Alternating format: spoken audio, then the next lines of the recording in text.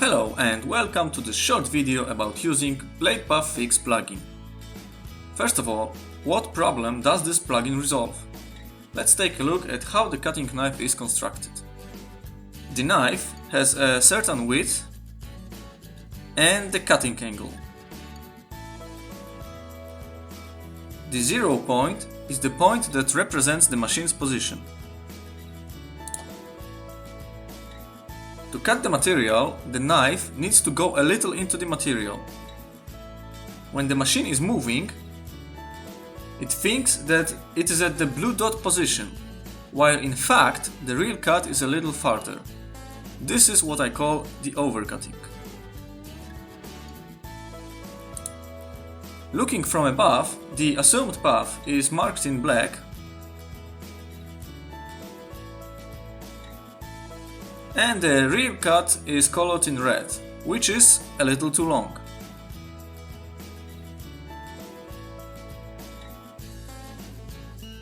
So the real path should be a little shorter so that the knife won't cut the material too far.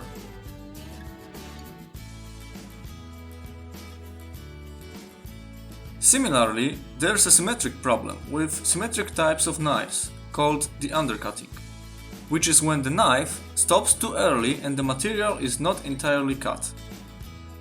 Those problems are what this plugin resolves.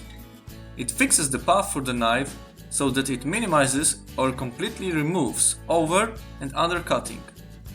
We will now concentrate on resolving overcutting, since the undercutting is exactly the same.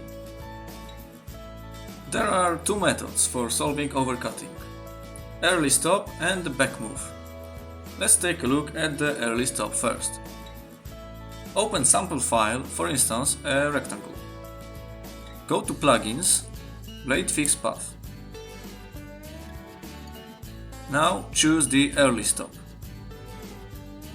There are a couple of other options here, but I will discuss them in another video.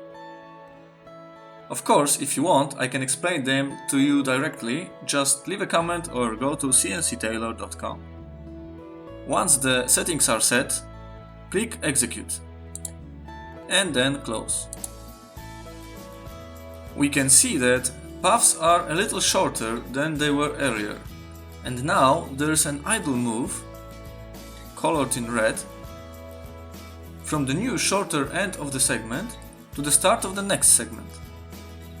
It is also very clearly visible in the 3D view. The knife goes up,